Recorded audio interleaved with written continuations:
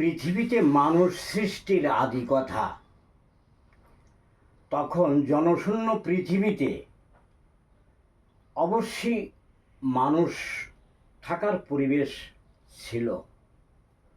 প্রাকৃতিক পরিবেশ এত সুন্দর, শ্যামল সবুজে ভরা, মলয় বাতাস, ঝিরি বাতাস, উতাল বাতাস, ঝোড়ো হাওয়া, মুষলধারা বর্ষণ। তখন নদী নালা খাল বিল জলে ভরা, পাহাড় পর্বত, গভীর জঙ্গলে জীব জানোয়ার কীট পতঙ্গ, পাখিদের কোলাহলের সমারোহ।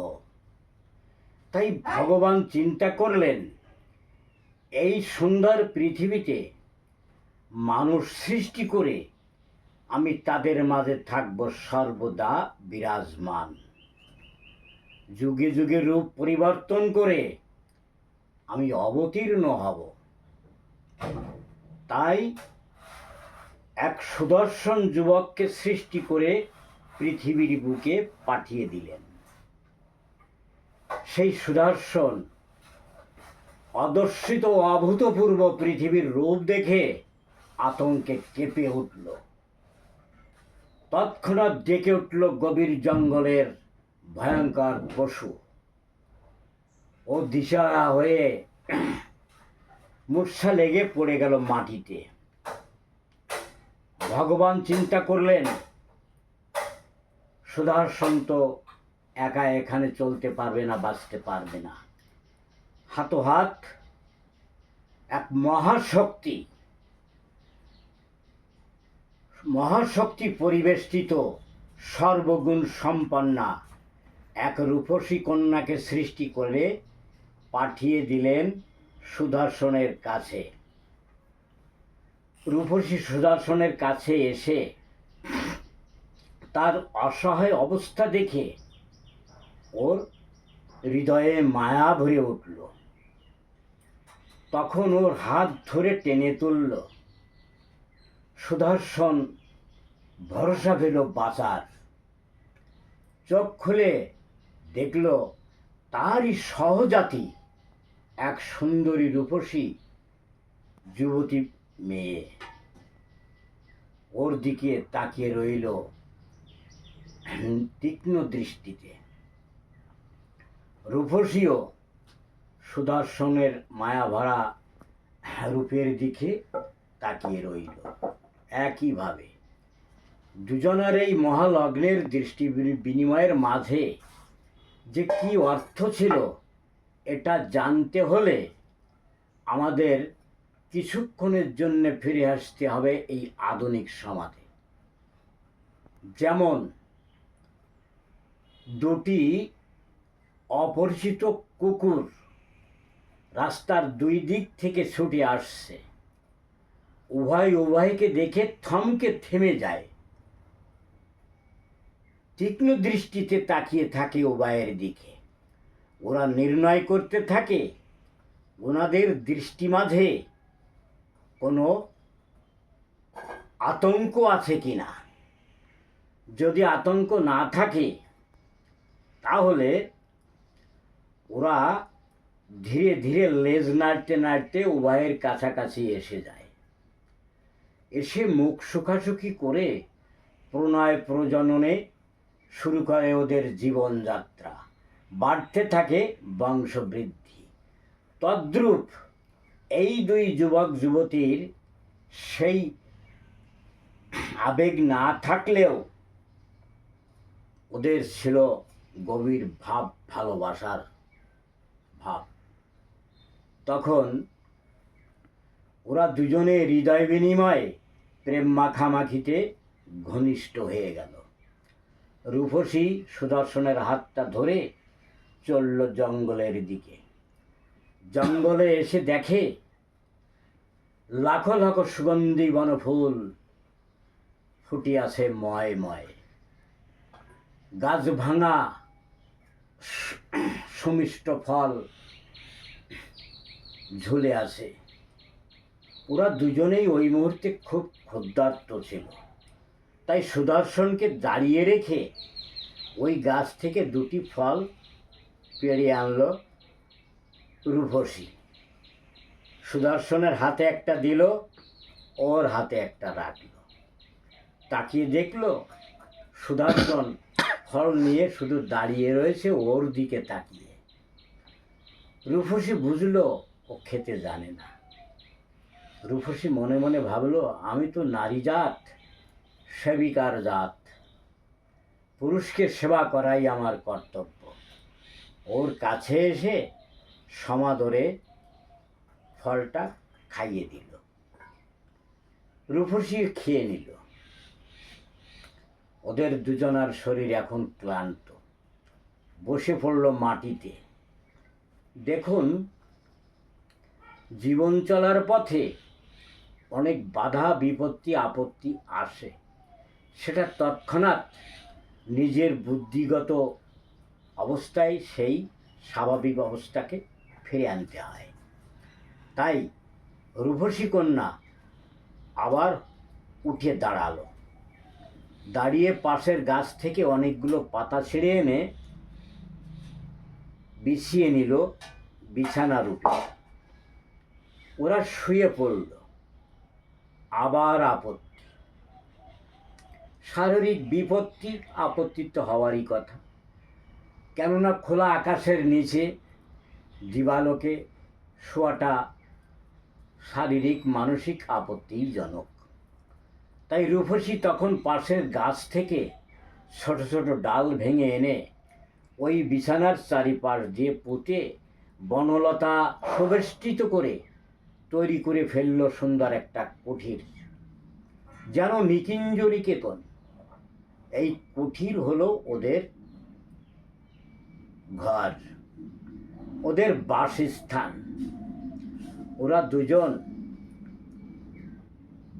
এই কুঠিরে 1 বছর পর্যন্ত থাকার পর হঠাৎ একদিন রূপসী বেদনায় কাতর হয়ে গেল। সুদর্শন চিন্তায় পড়ল, কি করবে? একে তো আমার বাঁচাতেই হবে। বুঝতে পারছেন না। সুদর্শনের ভাবনা চিন্তার মধ্যে হঠাৎ রূপসী একটা সন্তানকে ভূমিষ্ঠ করল, ফুটফুটে চাঁদের মতো।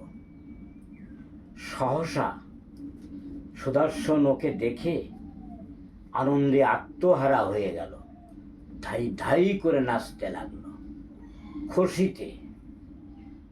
তখন খেয়াল পড়ল রূপসীর দিকে। রূপসী অচেতনে পড়ে আছে। শীঘ্রই ওর কাছে এসে রূপসীকে ধরে ওর বদন বয়ানের ঘর্মাক্তটা নিজের হাতে মুছে দিয়ে ফু দিতে লাগলো।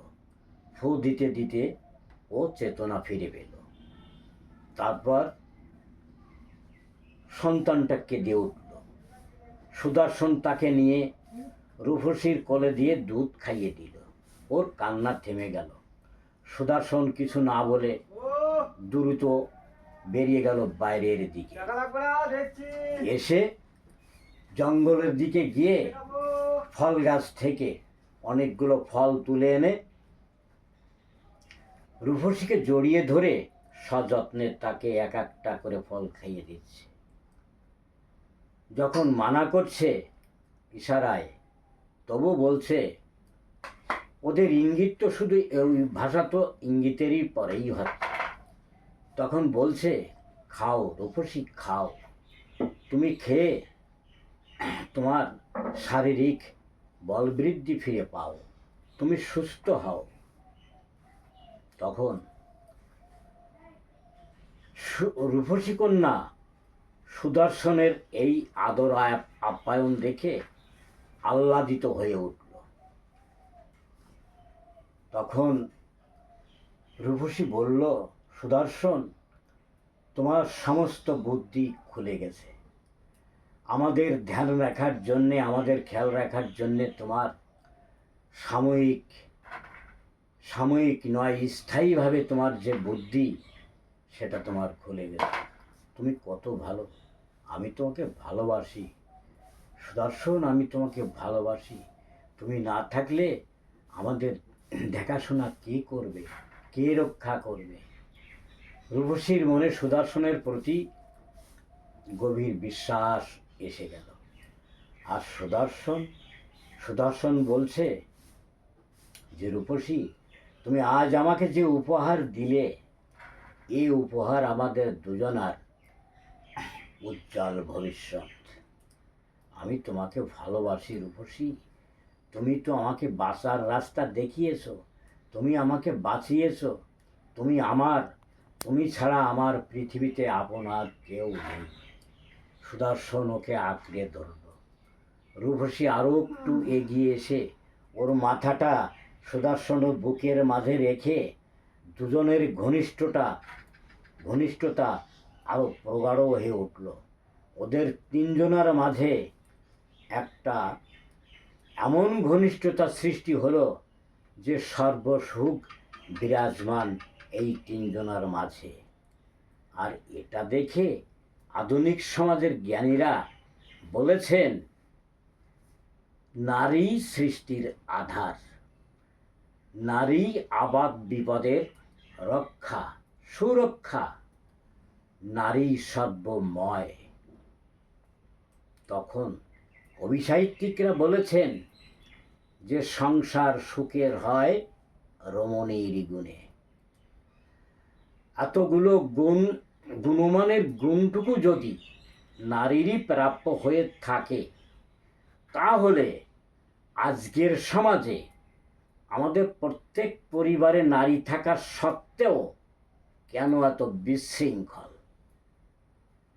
প্রণয় পরিণীতায় রেজিস্ট্রারি, ছাড়াছাড়িতে ডিভোর্স পদ্ধতি, ঝগড়া লড়াই, মামলা মকদ্দমা কোর্ট কাছারি করে পরিবারের বয়স্কদের মহা টেনশনে হয় অকাল মৃত্যু, হার্ট অ্যাটাকে। কোনো পরিবারে নরনারীর আত্মঘাত। আজকের সমাজে এতগুলি বিশৃঙ্খলার জন্যে দায়ী কে, পুরুষ না নারী? সামাজিক আভ্যন্তরীণ বিচারে সম্পূর্ণ দোষী নারী। কারণ আজকালকের সমাজের নারীরা, মায়েরা তাদের সন্তানকে সামাজিক আদর্শ শিক্ষায় লালন পালন করেন না। তাই তবুও এই সুদর্শন রূপসীর মতো দু একজন আছে, সেটা ভগবানের প্রেরিত। আজকালকের সামাজিক আদর্শ শিক্ষা নয়। তাই বলছি, ও দিদি ভাই, ও দাদা ভাই, আসুন আমার কাছে, দেখুন তো এই ছবি দুটো চিনতে পারেন কি না? এই ছবি দুটোই আমাদের বংশের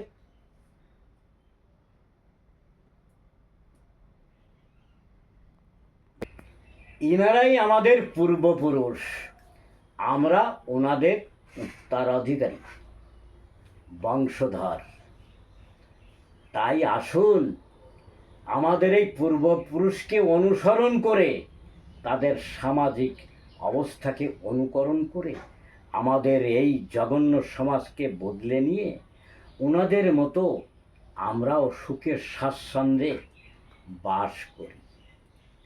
প্রাসঙ্গিক নামকরণের, কাল্পনিক নামকরণে দুঃখিত, ক্ষমা করবেন, ধন্যবাদ।